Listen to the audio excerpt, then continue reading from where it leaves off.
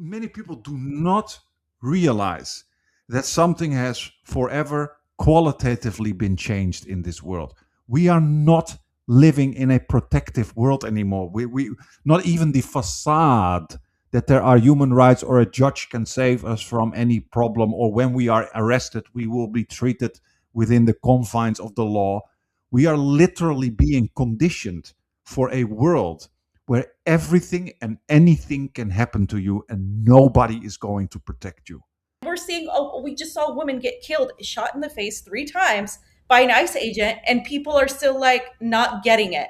They're not getting that we're now being ruled by a police state that is beyond our borders, by a surveillance state that is embedded, as Vanessa said, with Palantir, and not just even that, with an AI technology that is pretty much taken over. We just saw what happened with Grok, and how we can't even know what's real and what's not. It's getting so hard to discern. It's baffling, but people are defending the ICE officers to the extent that they, and you will always see that it doesn't matter how bad the stuff that's going on is, people keep defending it. And I'm thinking in myself, guys, this can happen to you. This can happen to your mother, your sister, to anyone you know. Are you sure you want to defend this? Of course, they learned in Iraq to start using proxies. And Russia actually pretty much does the same. Because effectively, who's fighting in Ukraine? Right. Originally, it was the Chechens. Then, I mean, there's even stories here of Russia recruiting Palestinians from the refugee camps in Lebanon and paying them to go and fight in Ukraine. They were a lot of corporations were making a lot of profit since the Ukraine war started. So there you have. So what they also showed was that, for example, certain gas or oil corporations, where their profits were going down, down, down, down, down. Ukraine war, bam, up. On both sides, US corporations and Russian corporations. The one thing that drives me insane is when people, even in resistance countries, are saying, no, if we just keep up a war of attrition, America is dying, Israel is dying. No, it isn't. Because it's not about that nation state. It's about the ruling transnational elite that have already, by the way, a foothold in every single country in the world. So you're under threat whether Israel falls or the US appears to fall. I don't think it will. Populations will fall because we're dispensable.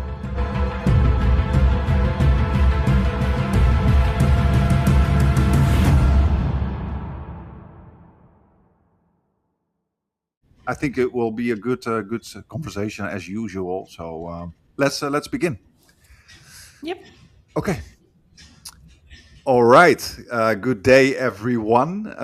We are here again with the sisters of the show, Vanessa Beely and Fiorella Isabel, and we have not done a show for a while. Peter and myself. Peter is right now busy. So it's me only, because we have all been very, very busy with also our jobs, and also we were actually receiving comments from people like, "Where are you guys? Where are you?" So I was like, "Okay, we need to do another show," and with who better to talk about the state of affairs and where the world is than with the two of you, two of my very favorite geopolitical analysts. And I wanted to talk with you guys about a couple of things that are bothering me when it comes to where we are today. And I think I could start with a question, or actually, yes, with a question, and that is the following. We have been hearing now for more than a decade at least that the United States is in decline.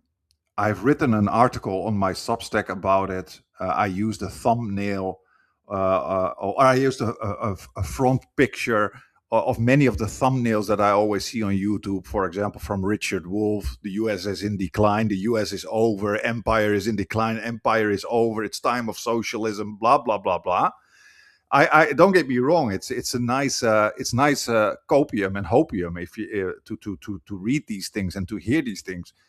But I've been wrestling with the things that we see today, in particular, and I've also been writing about that. I wonder actually if the U.S. is really in decline, or at least U.S. imperialism is in decline. I get increasingly the feeling that it is reviving and it is strengthening in many ways. Is U.S. society in decline? Yes. If we ask that question, I would say yes. Is U.S. imperialism in decline? I doubt it personally. I see U.S. on a winning streak. I don't know how you guys see that. And then related to that is another question I had in my mind. I was coincidentally in a different corner of YouTube where I suddenly was confronted with very new personalities. And then you see that we are often in filter bubbles ourselves, where people were discussing imperialism from a more financial and how can you say that, a transnational capital kind of perspective. And that was in the corner of all those Bitcoin guys. And usually I avoided these kinds of channels because I always found them a little bit kooky. But I must say that's also a bit arrogant, because that is already, how do you say it? That's already judging people before you really, really know them. And I realized there are actually some very interesting personalities among these people. And they have actually started to make me think a lot, especially the question, are we getting imperialism wrong? That is my question also, because we are, I really realize we are a bit in what you could call the nation state corner of the anti imperialist kind of corner of YouTube. That is, we're talking about China, we're talking about America, and often we're talking about personalities related to these nation states like Trump and Putin.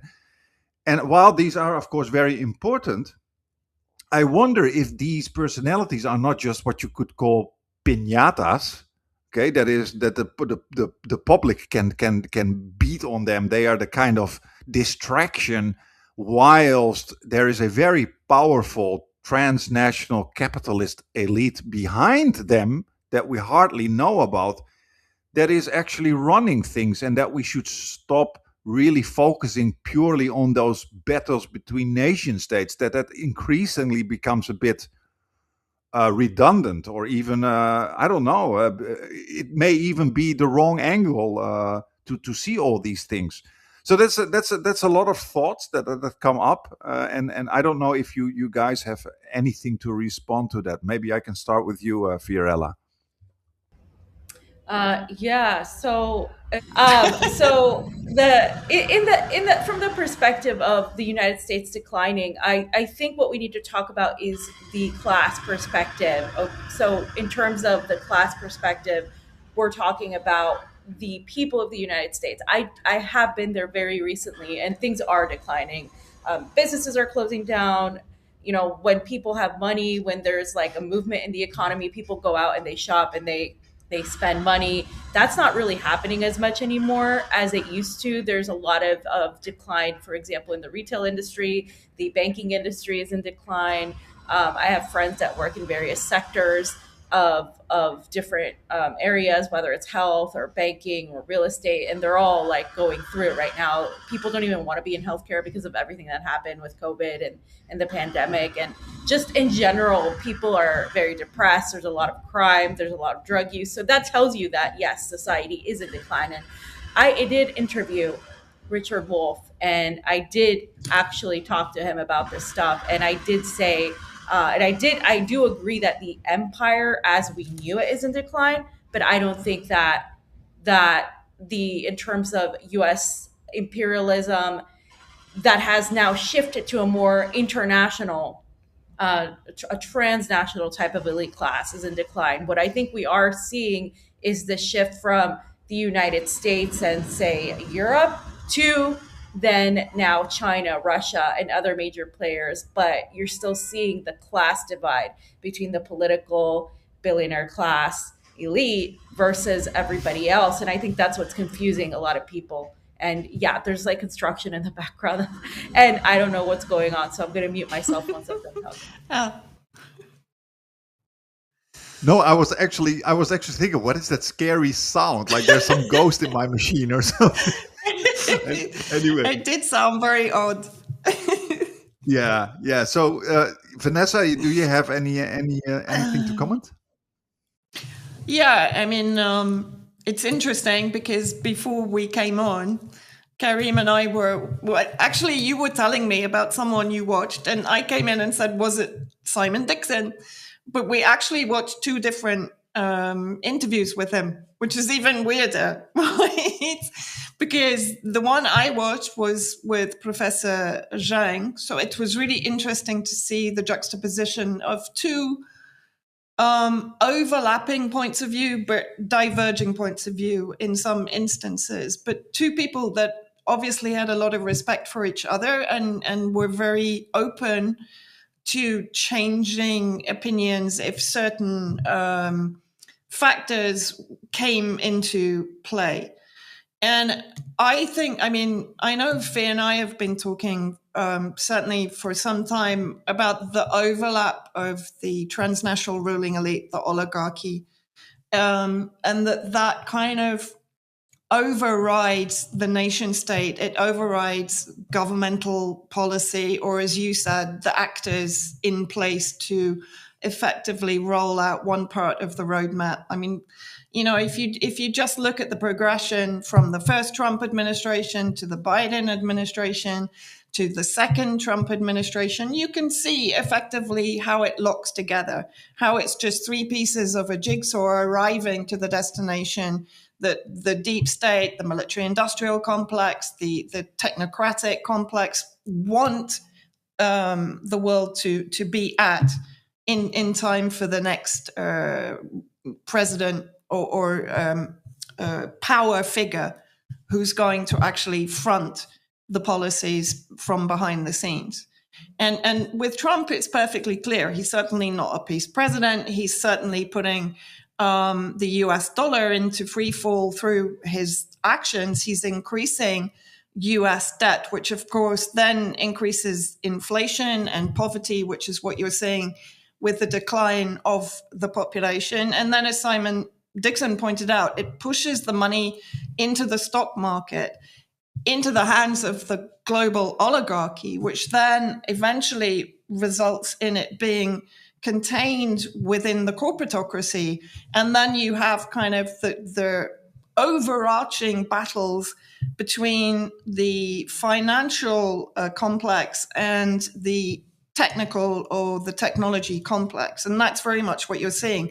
The takeover of companies like Palantir, that are now becoming literally more powerful than government, both in the US and now in the UK. I mean, a 240 million contract has just been signed in the UK. And when you listen to people like Peter Thiel or Alex Karp, who in my opinion is utterly insane, when he's literally bragging about the fact that they'll kill the enemies of the US. They don't have a problem with this. So this, in a way, is the facade is dropping. The facade of nation states, the facade of governments having power is melting away. And we're actually seeing probably the first layers of the real powers behind the throne, in my opinion. And Palantir and other such like that are very much representing that first layer. And then I have another aspect to this, which if we look at, let's say, Pax Americana, is kind of weakening. I see the entire Zionist movement, which is very much embedded in that transnational ruling elite. Let's face it, if we look at Venezuela, who's benefiting? Zionist or Zionim, supporters of Zionism in the United States are benefiting from the financial fallout from what happened in Venezuela. The same potentially in Greenland. So they're very well placed in that transnational oligarchy complex globally, not only in the US, the UK, the EU, but also in Russia, even in China, and across the world, certainly in India, for example. The Gulf states are part of the Zionist bloc. They were created to be so. They can't really be seen separately. They're client states of that Zionist bloc, which is based on trade and economy and technology. So it's created to actually be, if you like, the central hub of that technocracy that is now coming into play. And on the other side, from a military industrial complex perspective, it's almost how I see it. The parasite is eating the host, right? Israel, which is only one component of that Zionist bloc, is literally eating the host. So the US is in decline to a degree. And the parasite is coming to power. It's coming to prominence now through that economic infiltration of all sectors of society and industry, health, education, in all the countries where it's embedded itself. I don't know if that makes sense. Yeah, I just want to add to what Vanessa said. In terms of, because I get so angry about this, because I'll see like a lot of the multipolarity crazy people say, that's it. The United States is done, is finished. They're absolutely, imperialism is dead. As I see what has happened in Gaza, as I see what's happened in Syria, as I see what's happened in Venezuela, as I see the threats against Mexico and against pretty much the entirety of Latin America. I mean, we've talked about how, yeah, Cuba. I mean, we've talked about pretty much all of the Vanessa and I about how there is a war against Latin America, right? We're seeing, and we knew this. We talked about this before Donald Trump came into the presidency, and we knew that Donald Trump was going to point his gun at Latin America and at West Asia, because that was the plan. And that's exactly what's happened. But as Vanessa said, there's the expansion of Zionism, and in this type of rhetoric that we're getting from a lot of analysts, a lot of journalists that say, the US is finished, everything, that's it.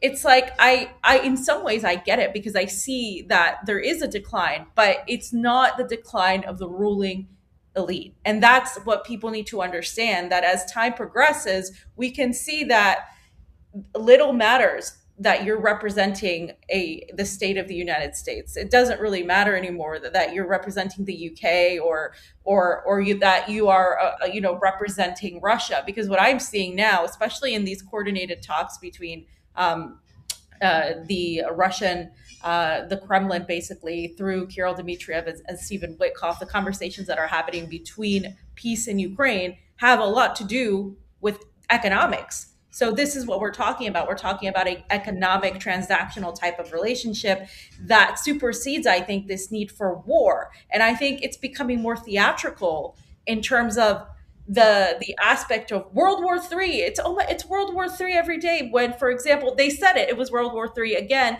when the Americans captured the Russian vessel.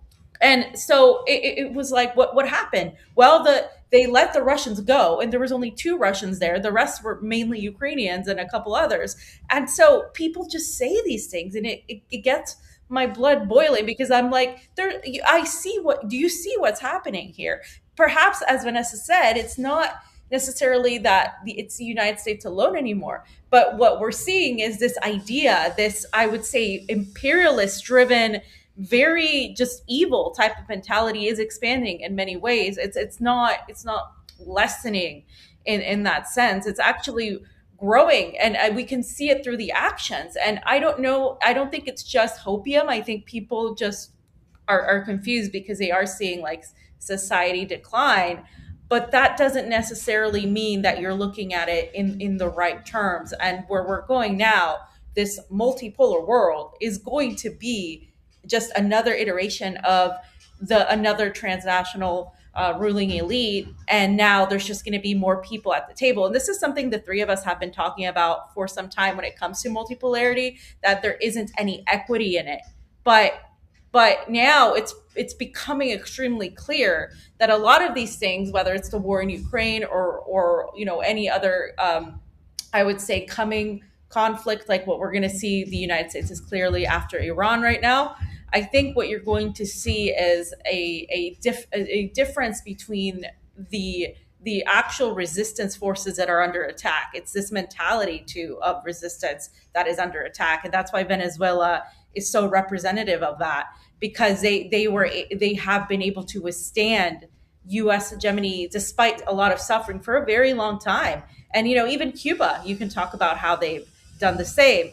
And now you're just seeing that be under attack directly out front without any covert type of rhetoric. Now, as we said, it's over, and Donald Trump is very good to do this because his supporters, a lot of them, no matter what he does, they justify it. We're seeing Americans be jailed, American citizens be jailed by ICE. And we're seeing, oh, we just saw a woman get killed, shot in the face 3 times by an ICE agent, and people are still like not getting it.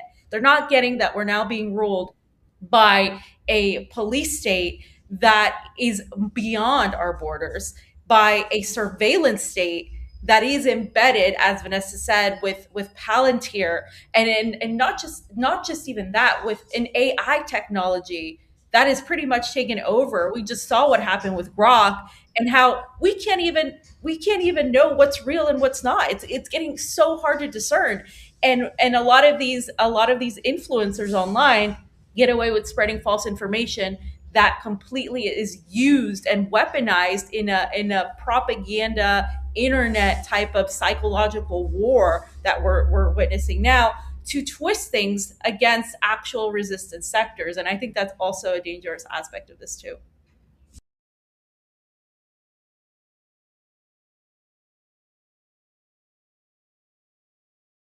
You're muted.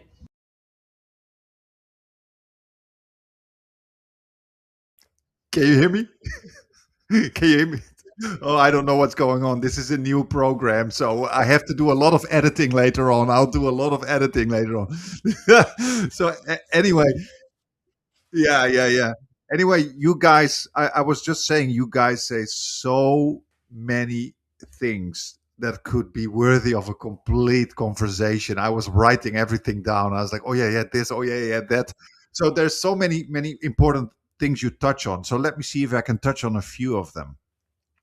So first of all, what you say about Russia and how it relates to imperialism and the United States and all these kind of things. And I don't know if it was Vanessa in one of the recent interviews. It could be about the discussion that there is a bit of a bromance between Trump and Putin, and that relationships are actually going a little bit better again now between Russia and the United States, and that they are opening certain kinds of organizations in each other's countries and that kind of stuff. So these things are, I think, on a very important developments to focus on. But there's something else I noticed. I had a couple of Chinese students in one of my courses here in China who did a presentation on the Ukraine war. And and it was in my course International Relations. And they showed me some very interesting graphs. And I'm going to see if I can find that PowerPoint to see if I can use those graphs in one of my shows. And what they showed was that on both sides of the Atlantic, they were a lot of organizations or corporations were making a lot of profit since the Ukraine war started. So there you have. So what they also showed was that, for example, certain gas or oil corporations where their profits were going down, down, down, down, down. Ukraine war, bam, up on both sides, U.S. corporations and Russian corporations. And you could just see in that graph that the years that it went down, down, down, down, down, that probably behind the scenes these corporations would have been whining daily, guys, we need a war, guys, we need a war, guys, we need a war, guys, we need a war. Finally, the war came in Ukraine. The profits on both sides shot up.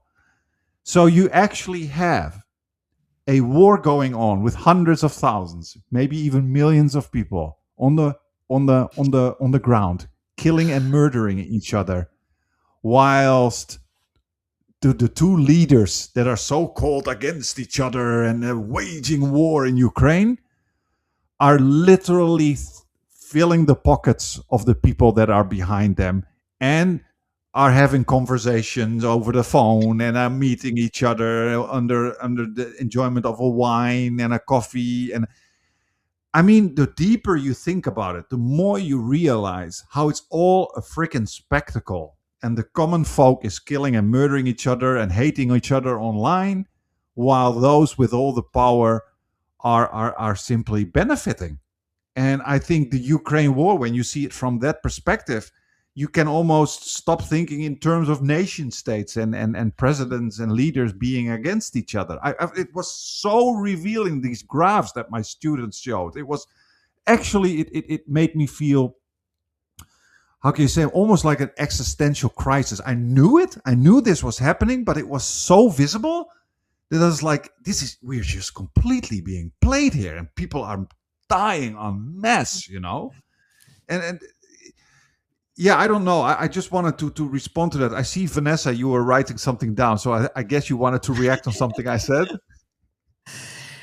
No, I mean, it's, who wrote War is a Racket? Was that, God, my mind's gone blank now. Smedley Butler, or Smedley Butler, yeah. And, the ruling elite, always, that's the point. They always benefit from these wars, whether it's resources, whether it's the military industrial complex, whether it's new alliances, across the board, they profit from it while they're sending literally their own people to die. Although nowadays, of course, they learned in Iraq to start using proxies. And Russia actually pretty much does the same. Because effectively, who's fighting in Ukraine? Right. Originally, it was the Chechens. Then, I mean, there's even stories here of Russia recruiting Palestinians from the refugee camps in Lebanon and paying them to go and fight in Ukraine. They recruited Syrians when President Assad was still in power, and when pretty much most of the territory in Syria had been regained, they started recruiting Syrians to go and fight in Ukraine. Wagner was fighting in Ukraine. Do you know what I mean? So it's all of them use private military contractors or proxies. Of course, the West uses Boko Haram, ISIS, Al Qaeda, the Mujahideen in Afghanistan, etc. Saudi Arabia in Yemen is using proxies in the south of Yemen, UAE, which is effectively an outreach agent, more so even than Saudi Arabia for Israel, is now vying with Saudi Arabia for influence and power in Yemen and in the Horn of Africa, the recognition of Somaliland. Now, Saudi is against that because who is effectively settling on that land on behalf of Israel? It's the UAE, the same in Sudan, right? So when you actually look at that, then you start to understand that from their perspective, these wars aren't really national interest wars. They're resource wars, they're territory wars, they're influence spheres of influence, protection wars of economic corridors and of spheres of influence around them. That's why Iran, to some extent, will be protected by both China and Russia, because it's essential, even as a landmass, to the North-South Trade Corridor, to the Belt and Road Initiative, and it's right on the southern border of Russia. So for Russia, it doesn't want instability in Iran. So when you start to understand the reasons why they come to the support of a nation, particularly when it's in their sphere of influence, when it can have a direct impact on their own national security. Venezuela can't. Let's be clear. From a perspective of Latin America, it's not in the direct sphere of influence of Russia and China, so therefore it's of less importance than Iran, if that makes sense. So in a way, I find it very liberating, because once you understand that, you can start unlocking the policies. You can start understanding them. Like, for example, in Syria, Russia is probably at some point going to be aligned with France, for example, because both of them want a centralized government and regions with some degree of autonomy, but to keep the territorial integrity of Syria. Israel and Washington want to break Syria down into sectarian statelets that are going to continuously be at war with each other so they can be controlled from afar by the US and by Israel. The same in Yemen. Saudi Arabia, effectively, from the very beginning, pre-2015, it wanted to break Yemen down into 6 sectarian statelets with the Ansarullah resistance basically isolated in the middle with no access to sea or to borders, right? So you're going to see competition, and people are going to be, like Fee said, they're going to be scratching their heads and like, why is Russia aligning with France? Or why is Russia aligning? It's unlikely to align with the UK or the EU, because in my opinion, the US and Russian alliance is going to be targeting the EU and the UK effectively. So it's, for me, it's kind of, it's a journey to understanding, but the more you understand and the more you strip away all of the ideology, which is kind of projected onto them by many influencers and commentators and analysts and so on. And this, like Fee said, the one thing that drives me insane is when people, even in resistance countries, are saying, no, if we just keep up a war of attrition, America is dying, Israel is dying. No, it isn't. Because it's not about that nation state. It's about the ruling transnational elite that have already, by the way, a foothold in every single country in the world. So you're under threat whether Israel falls or the US appears to fall. I don't think it will. Populations will fall because we're dispensable. That's very clear when you listen to people like Palantir talking, or even Trump, any of the ruling class right now. If you hear them speaking, they don't, give a shit about their populations. They're not interested in their opinions since the Iraq War in the UK. That was the last time, really, until Palestine, that people went out on the streets.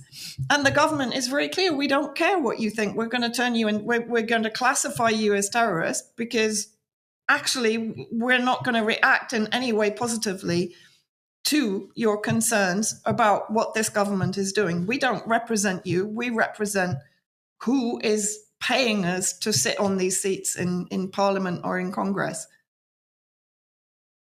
Yeah, and the genocide should of course have already shown us that they really, really do not care about any of us and any of and of human life. And let's be honest, they don't even care about each other. I think that elite world just completely destroys humanity. That's what an unlimited amount of money does to the human brain and the human soul. And what you're saying is so true. People are saying America is in decline, the West is in decline, this and this and that. I'd like to remind people that elites in poor countries are not poor. So even when we are looking at very poor countries in Asia, for example, or in Latin America, the elites are doing just fine. And we can now see that on a macro level, the elites will be just fine when the United States, all the society is so to speak collapsing, slowly collapsing into a zombie-like existence where we are disconnected from each other, where we don't talk to each other anymore, when we just look at and talk to AI, and we are confused and we don't understand, and we have to survive from bill to bill to bill.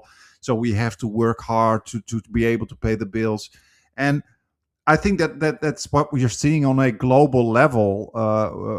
I must say less so here in China, where there's actually investment in society itself and the population. But in general, around the world, we are just seeing a slow but gradual enslavement of mankind as people who have to survive, struggle, and survive by working. Um, I don't know. It's very difficult to say, but it's like not this kind of predict what was predicted. You know, the sudden decline and everything collapses. But we are just slowly we're falling into this kind of zombie-like existence. We're hating each other. We're living in a fake world with all AI. We have to work hard to survive. Prices go up. We have to rent everything. We cannot own anything anymore. And what you're saying with the whole Palantir situation, we're being controlled and spied on by all these crazy people and these spy organizations. And that also was something that I wanted to say about this whole what was his name, Alex Karp guy. I remember one of his interviews in where he said that, I think it was Alex Karp, where he said that Craner. no, Karp, what's this guy, this Karp guy of Palantir. Founder of Oh, Alex Carp. Palantir. Yeah, Yeah. Alex Karp. And where he said, people, you have to continue, we will spy on people in every situation so they will be on their best behavior. Was that Alex Karp? Yeah. And then even Probably. so, and that includes toilets, that includes cameras in toilets or spying on them in toilets. And I was like, Or I if kid you they're not. with their mistress, he also said that if they're with their mistress, whatever they're doing, we're watching. Yeah, so Yeah, you just insane. become, and let's be honest, they already live these lives. You become total food for their depravities of these sick, Mhm. elite, pedocratic monsters. And I don't think people realize that we are really at a how can you say that, a tipping point here, guys. We have been watching now for more than 2 years a blatant genocide. We're now seeing ICE agents kidnapping children, underage children, innocent people based on skin color, now also shooting white women in the face as if it is nothing. So those who thought, oh, it's not going to happen to me, yes, they're now coming for you too. And I think many people do not realize that something has forever qualitatively been changed in this world. We are not living in a protective world anymore. We not even the facade that there are human rights or a judge can save us from any problem, or when we are arrested, we will be treated within the confines of the law. We are literally being conditioned for a world where everything and anything can happen to you and nobody is going to protect you. I find that an exceptionally scary thing to think about, and it keeps me awake at night. And I don't know. It's not really a question. It's all very pessimistic. I'm very sorry for that, but I don't know. Maybe you have some thoughts. Yeah. Well, I mean, I would agree with you, and I think the hardest part that's getting in the way of that is this hero worship that is coming from a lot of people that are online. The hero worship of Putin, say, like making Putin a certain figure, the hero worship of any politician that, meets your expectations of what you think a politician should be. The idea that there's going to be somebody from another world that's going to come save us, because it's this mentality of, oh, we're just going to be saved, we're waiting to be saved. And I've seen it so many times online. Oh, don't worry, oh, Russia gave all of these weapons to Venezuela, and China's going to do this, don't worry, they're going to do something. It's like, this idea, and it's not even about Russia or China as much as it is as the people putting these ideological wishes onto these very pragmatic nations that are pretty much driving their actions based on economic interests. And I can say that is happening with Russia because there is going to be a return of a lot of uh, European and American companies already. So while the peace talks haven't really happened now in terms of like resolving the Ukraine war, you need to look at the economic transactions that are already happening. There's a lot of American companies that are returning to Russia. There's Russian media that's going to return to the United States. There's like things that are happening in the background that people don't know about that I can say, well, that wouldn't be happening. And they wouldn't be able to do that if there wasn't a plan to formally try to end this.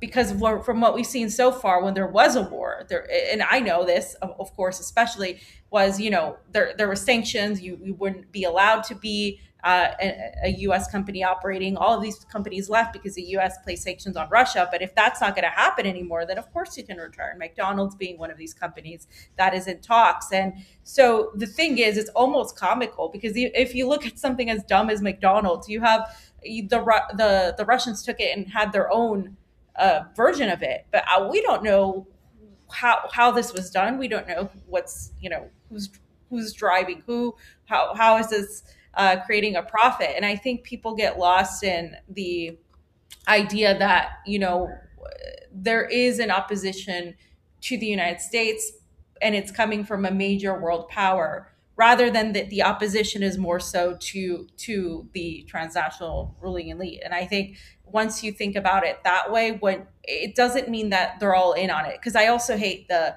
very just simplistic reductionist type of mentality where there's it's just very negative to the point of like, this is me saying that. Apparently, I'm just so negative all the time. But like, it's more so just like saying that there's no ability for us to defeat empire. That we should just give up and do absolutely nothing. And I'm against that too because I do believe there's an ability to defeat it. I just think we're going about it the wrong way, and I think we're not looking at things clearly and openly as they are, but as a lot of people would like them to be, and that's extremely dangerous. And this idea that of AI, for example, and big tech and all of that, the things we need to do to surpass that aren't just isolating ourselves. It's more so actually building communities and building other forms of interaction and communication and being able to get in front of it instead of just waiting for the world to fall apart. I think there's some things that you can do. And yes, the world is literally, quite literally falling apart. But what people need to understand is through chaos, and this is coming from something you mentioned earlier, right? How both sides have made a ton of money in this war. Well, that's the reality. War always brings money, especially in the United States. When we need wars, when we need money, we make wars. So when you're operating like this, when this is the reality, then what we need to do is really get out of that mentality of just defeatism and this mentality that somebody is going to save us. And I think that's a psychological thing that needs to happen too with people as a whole. And with people like us talking about this, it really, I think a lot more people are actually feeling that way, but they hear a lot of this other garbage all the time from people they trust. So they're like, oh no, maybe there's something that's going to happen. The U.S. is going to fall down, and the truth. The other point I want to make here is that when societies do fall down, when the Roman Empire falls, it's the people that suffer the most, the regular working people that suffer the most, and there is something that comes to replace it is usually not better but worse. So just because what we knew as the United States of America is no longer the United States of America and is no longer going to be that does not mean that whatever replaces it is going to be much better. It is in fact likely to be worse because if society isn't prepared to take over or to doesn't have a plan to organize something that is better in its place, then what ends up happening is chaos. And they love it because we end up going after each other and ignoring those who are pulling the strings. And that's what's happened with the immigration issue in the United States, the issue all over Europe and the UK. Well, of course there are issues, of course there are problems, and there are, I think there are some people that have valid concerns about what's happening and the manipulations behind it all. But the lashing out comes at the populations that really are the victims here.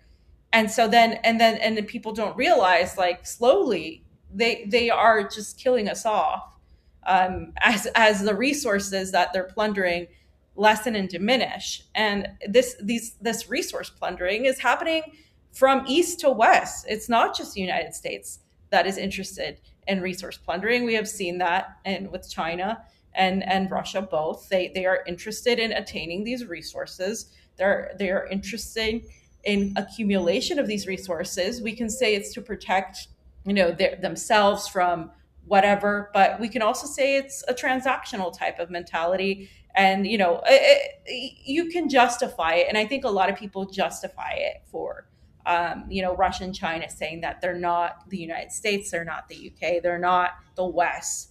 But in many ways, what the West was isn't going to matter anymore. And I think we're going to be seeing the differences of empire kind of this disintegrate as we move towards this global type of society where people talk about the global elites. Well, they're already here. This is already happening. This is just now. It's becoming more obvious.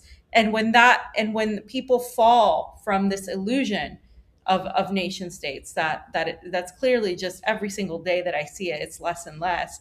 I think it's going to be hard to accept that. And I think you're also going to see a fight between people that have more nationalist tendencies to try to preserve these countries as they are, and then the people that are just trying to just really focus on the economics. And I think that is what's happening right now. And I think there are fifth columnists everywhere that are posing Yeah. as these multipolarity type of people that are, it's we're going to bring more prosperity to Russia, we're going to bring more prosperity to XYZ. And like, I think it's more so in the interest of an elite class than of these countries themselves. And people within these countries have to realize that. Some politicians have to realize that. I'm sure some of them do.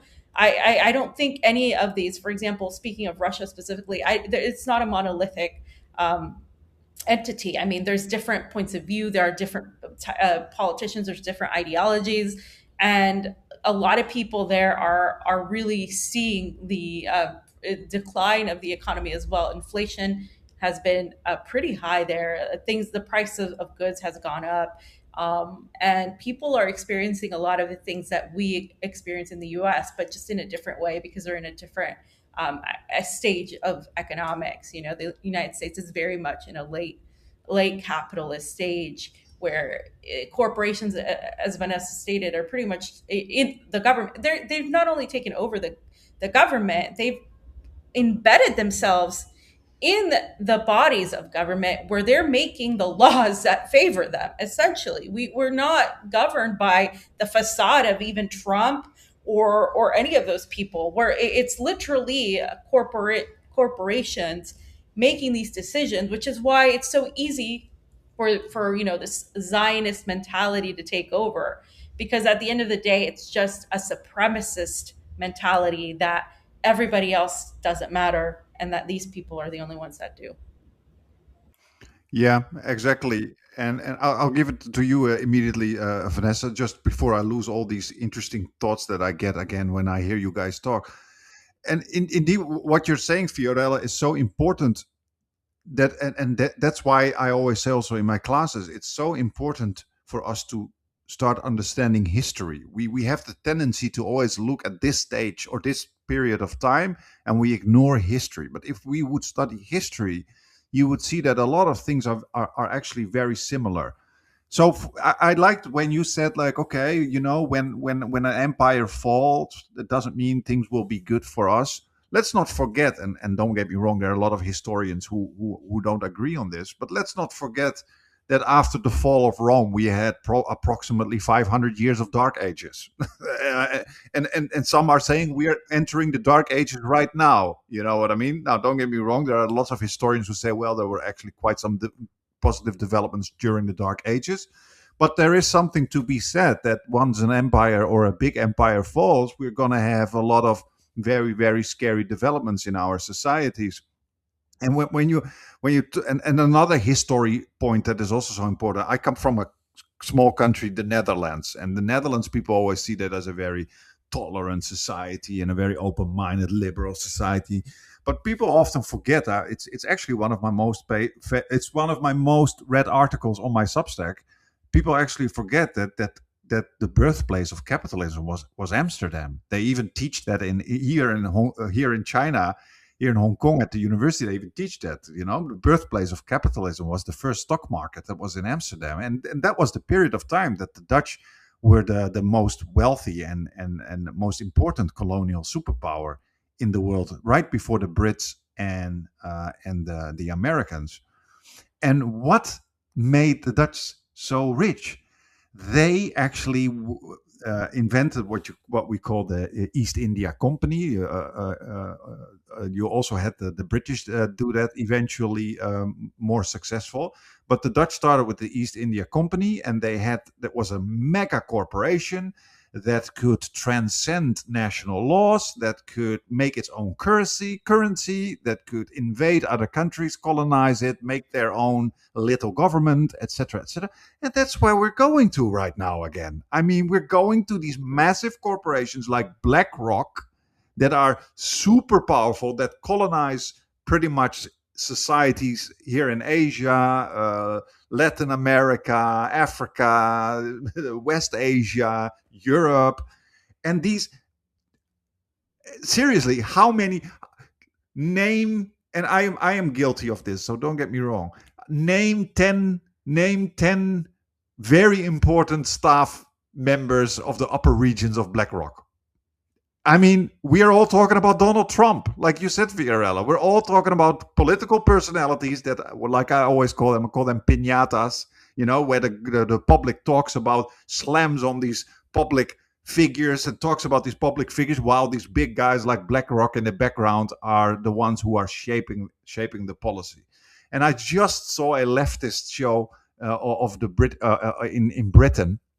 I won't name them. I'm not this kind of channel, but these are good guys, so I won't name them. But one of these presenters talked about ICE and the ICE killings, and then he said, "I'm a leftist," and I was thinking, why, when Donald Trump was elected again, why do you guys elect this man for a second time? Please don't do it. Please don't do it. I was thinking. And I thought to myself, you're a leftist. It's time for a systemic analysis. It doesn't matter if it's Trump or not. This stuff has been going on in the United States under the Democrats as well, and imperialism as well. Please, guys, stop it. Like, when are people going to wake up in that sense? It's so incredibly frustrating to me. But then again, you cannot project your knowledge onto other people, because there's also a lot of stuff that I don't know, and probably people think, why doesn't he see this? You know what I mean? Anyway, Vanessa, your thoughts? Yeah, just quickly on that. It was another point that Simon Dixon made that I thought was, I've talked about it also, but the fact that as analysts or even as viewers and people who have their own opinions, we're kind of herded into sectors of the media which basically agrees with them, right? So what this does is to create complexes of thought that don't really bleed into others, or they don't, as you said, and I'm just as guilty about the whole kind of listening to people talking Bitcoin and economy, because in a sense, it's not something I grasp very easily anyway. And the same, like I was like, oh God, that's just another, section that I'm going to have to get my head around. Like there's already enough that I'm grappling with.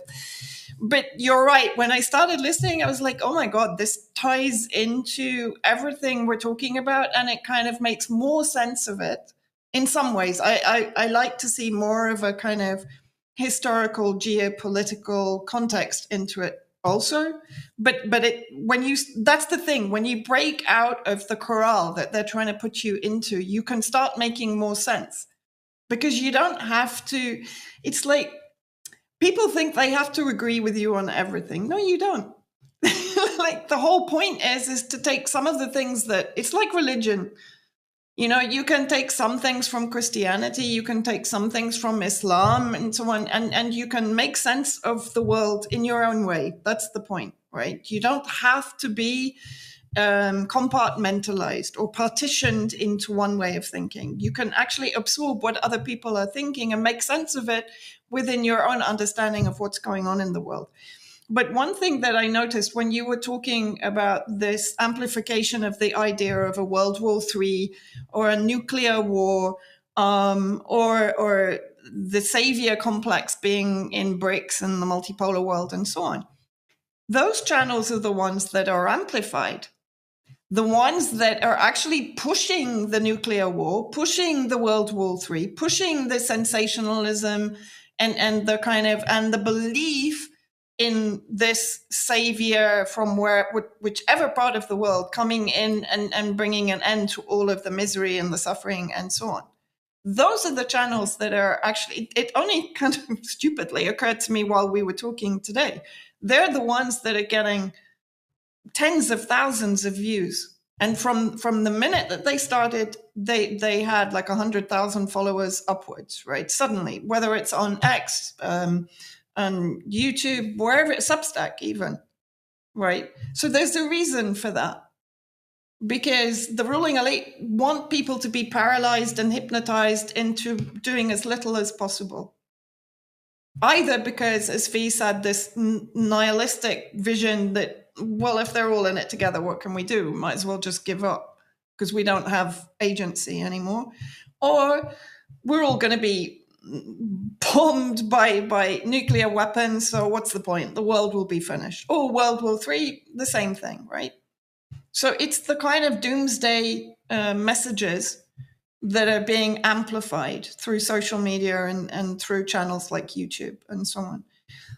The other point is that all the countries that are under attack, if we look at it from a transnational ruling elite perspective, they're all the countries that have maintained their independence in their banking, in their investments, and from a financial perspective, right? Whether you look at Cuba, Venezuela, Syria, Yemen, Iran.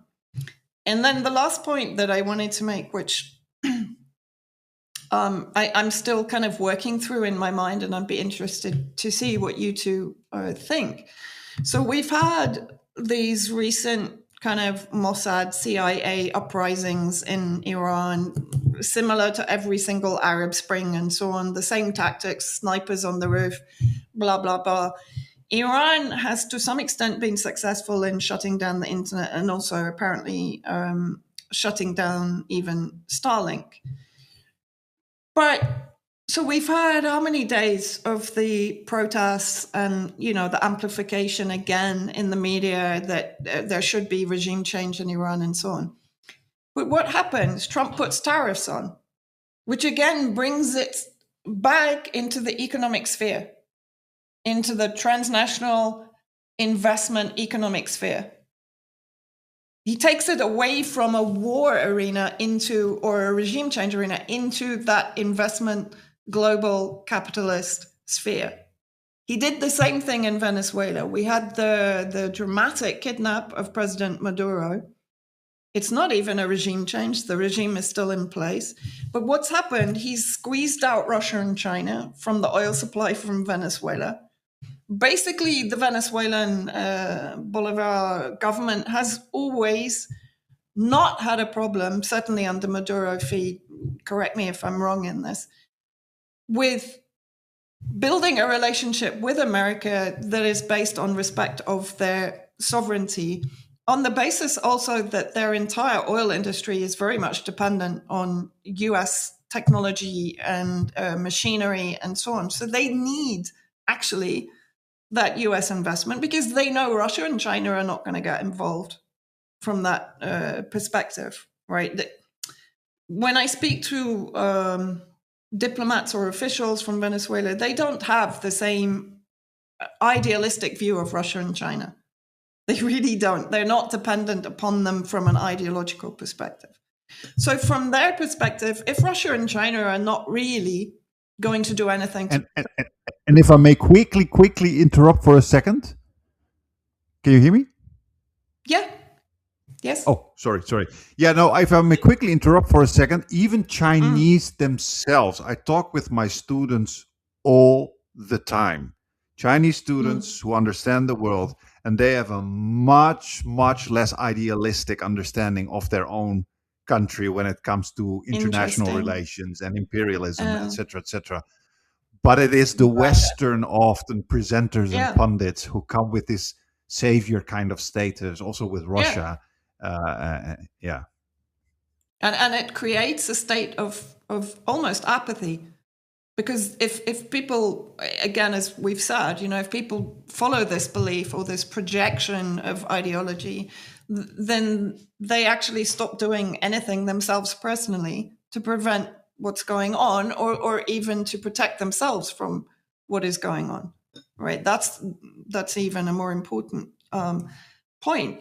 So if you look at these two situations, Venezuela and Iran, which both of them looked very dramatic, everyone in the channels that are amplified, we're talking about war in Iran. They've been talking about war against Iran for some time. People here were saying, no, we don't think it's going to reach that point. And they're absolutely right. For me, this is about, as we've said, economic, transnational, globalist capital control. And these ignitions of what looks like it could evolve into war are purposely to create the conditions in which they can maneuver from an investment, from a capitalist perspective. I was just kind of thinking this when I saw that Trump had immediately put tariffs on Iran. Basically, anyone that wants to deal with Iran is going to be affected by the tariffs. And so his tariffs now is almost this globalist capital weapon, because it redirects wealth, it redirects investment. Someone told me the other day that a lot of global capitalists are moving their investments to China, for example. So the weakening of one sphere of influence is going to enrich another sphere of influence. And to me, that's what war is becoming now, much more than an actual kinetic war or a nuclear war or World War III. We've kind of already had World War III to some degree for the last 20 years, in my opinion.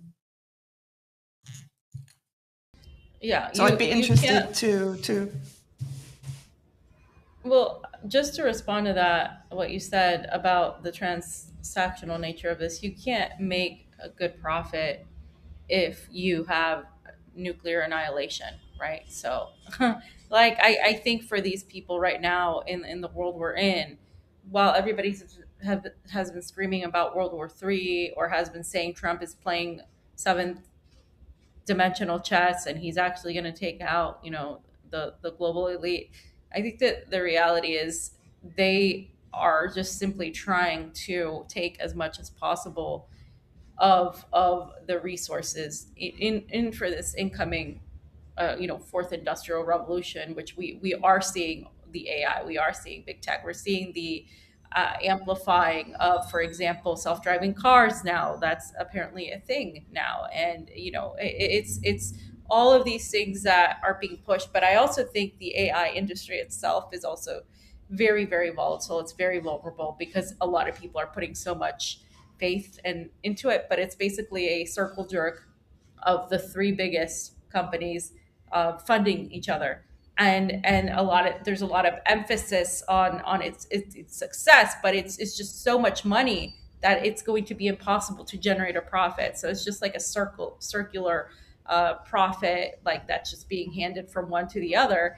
And I think we're also met to think that we're not going to have a role to play, that the majority of people aren't going to have a role to play in society in the future because of the incoming of AI. They're trying to get people comfortable with the idea of, say, a what's called a universal basic income. They try to sell this as a leftist idea that if you just get paid money, then you can do something else and you can do great things. The problem is that comes with requirements of you abiding by said state and set rules. And what we're seeing here is we can kill people. And the thing is, like, what happened with ICE, right, with this lady being shot 3 times in the face.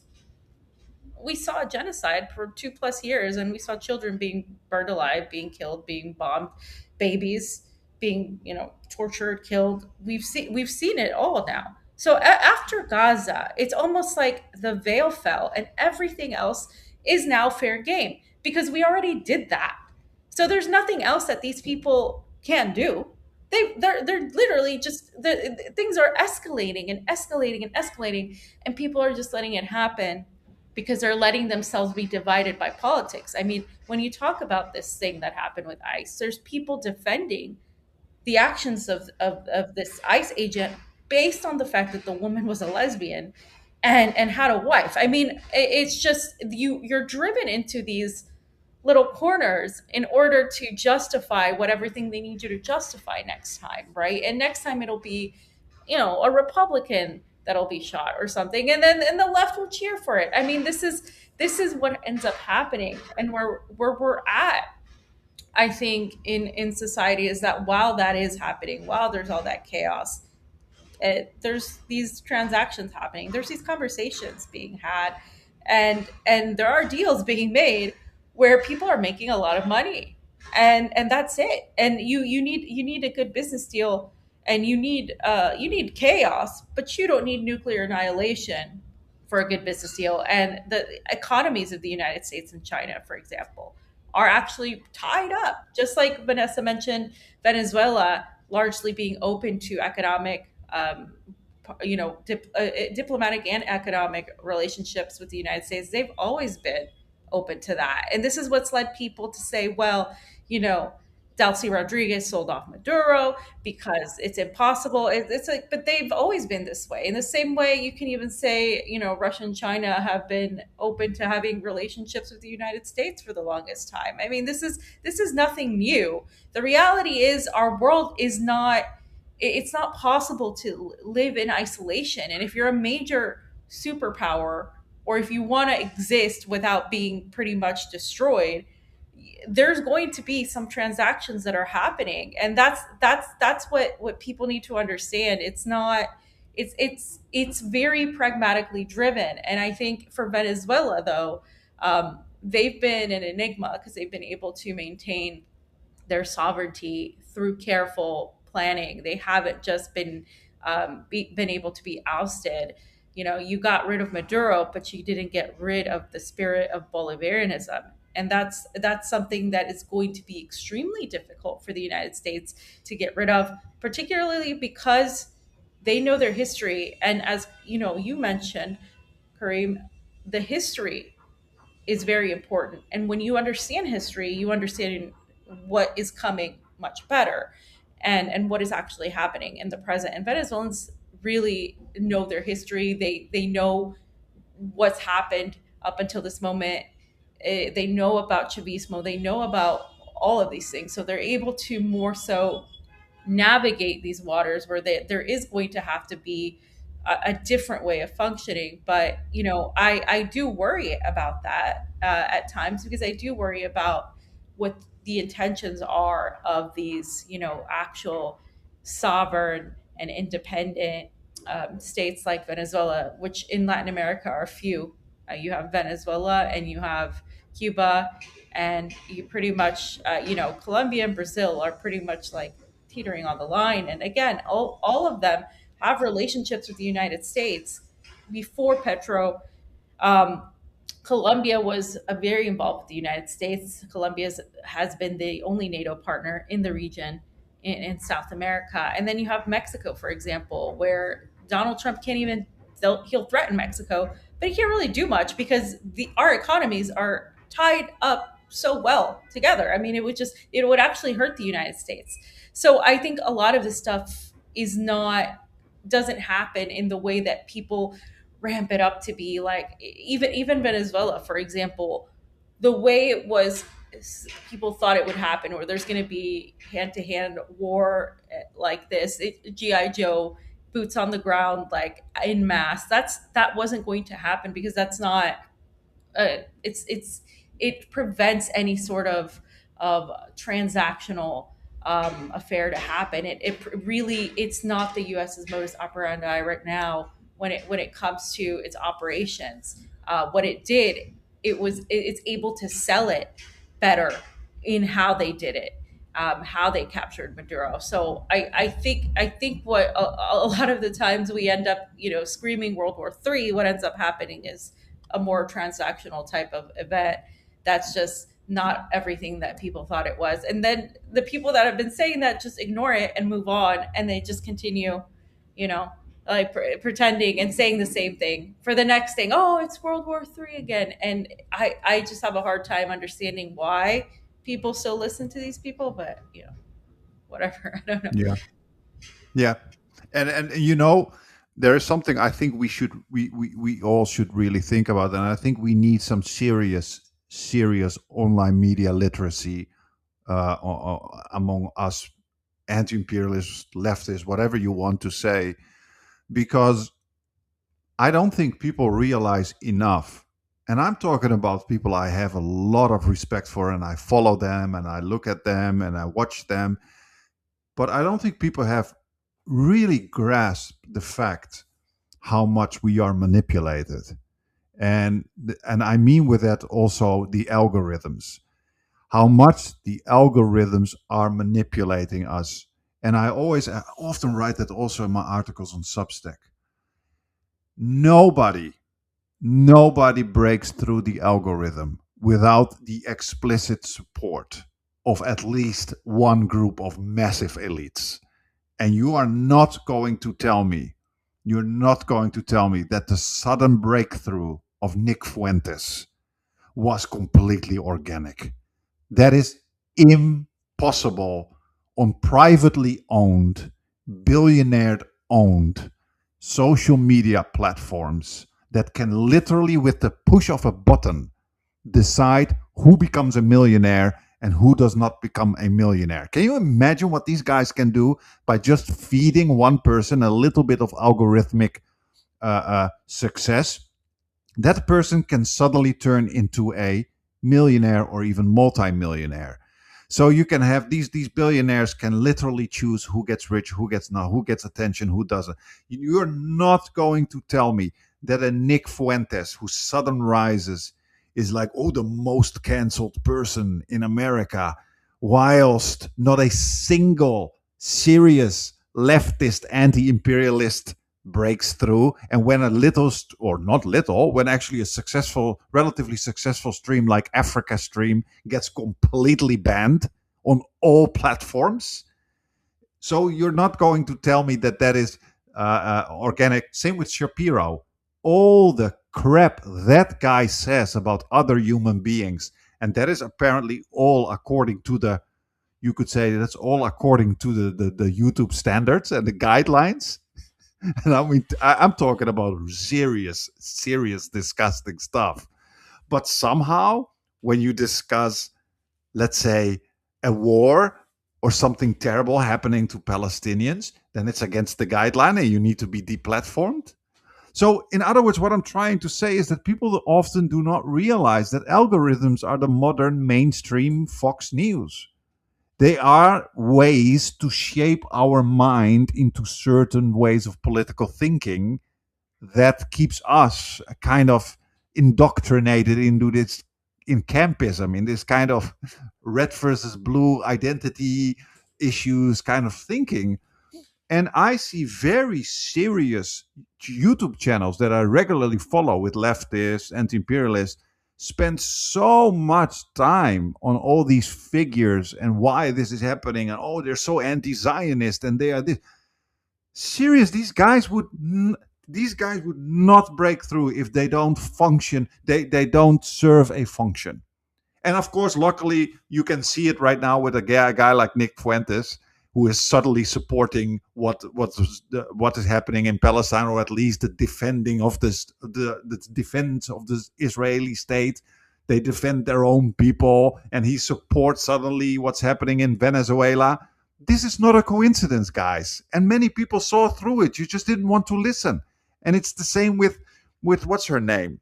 I always use her as an example. What's her? I'm sorry, I had you muted, Vanessa. I had you muted, so I can't hear you. So what's her name again? I think you know who I talk about. Tulsi Gabbard. No, no, yeah, Candace Owens. No, Tulsi Gabbard. It was the same thing. Like nobody wanted to listen that this woman is not kosher. You know, to use a very fitting word, she's not kosher. And of course, eventually she turned out to be not kosher and very pro war on terror. And she worked for Trump and she did all these identity issues. So I use that example, all those examples, that I also think we have a serious lack of social media literacy, political literacy. There's in so many ways we're all falling for all these narratives. And that brings me to what you just said, Fiorella, the fact that people are, it's baffling, but people are defending the ICE officers to the extent that they, and you will always see that it doesn't matter how bad the stuff that's going on is, people keep defending it. And I'm thinking in myself, guys, this can happen to you. This can happen to your mother, your sister, to anyone you know. Are you sure you want to defend this? Because when you see that woman driving in a car, these ICE officers do not have a radar in their brain saying, "Oh, she's a lesbian. Oh, she's a leftist." Guys, it can happen to anyone, and it really reminds me of that poem. You know, what's it again about the Second World War? First they came for the communists, but I said nothing. They came for the Jews, but I said nothing. They came for the leftists or something. All these things, and then they came for me, and there was nobody left to protect me. And you see the same thing happening now. You see the same thing happening now. It's absolute. So sometimes I wonder: are we ever going to learn as mankind? You know what I mean? Yeah, a question that I ask very often. Are we ever going to evolve out of the endless cycle of empires and wars and kind of sectarian partitionist thinking? I hope so. But the problem is now that the system that keeps us in a compartmentalized state is far more sophisticated than it ever was before, of course. So we're actually going to have to evolve way further than previously to break out of the kind of the bubble that we're being forced to live in, basically. Yeah, yeah. Well, we're already at almost 1.5 hours, so I guess we can end it here. We can always talk so much. There's so much more to discuss, but we can keep that for another time. Again, this was fantastic.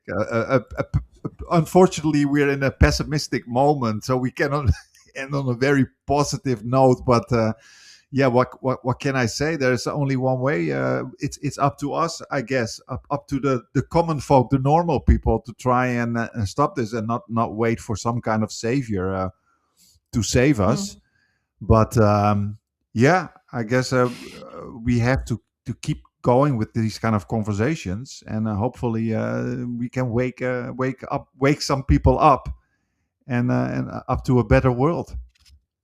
I think from a positive perspective, just quickly, I think both Fee and I have noted that people, ordinary people, though I don't like to, that they're actually extraordinary people, are starting to wake up, because you can see from the reactions on social media that they're not taking it anymore. They're not accepting narratives as quickly as they would have done previously. And so I think that is an indication that people are starting to understand the world a lot better and letting go of a lot of the kind of mirages that they've been fed for some time, but I think they're now starting to see through that. Yeah, yeah, it's same as what's it try now again with the whole Iranian women's rights. And then I'm like, are you seriously, really Western people? Are we really gonna fall for this stuff again after 2 years of ongoing genocide against Oh, women and girls? It's just, it's just baffling to me. But indeed, luckily, more and more people are yeah, waking up, and you start to question all the narratives that have been fed to you. That was also what I saw on this show with Simon Dixon when he said, well, first we had mm, the fake war on terror, and I was like, I like it the way he calls it, fake war on terror. Yeah, because if you yeah, think about it, considering that ISIS and Al Qaeda and all these groups are funded by the U.S. imperialism, you realize like what was actually going on in all these decades. When we still believed like, oh, they're going into Africa, AFRICOM, and fighting all these extremists. No, they were just already doing all that imperialist stuff, and they were telling us that they were so-called fighting the people that were actually their militias. You know what I mean? But anyway, sorry, I'm already entering a new discussion. Let's not do this now, but next time. But yeah, thanks a lot, guys, and hopefully see you soon. Yeah. all right. Thanks, Gary.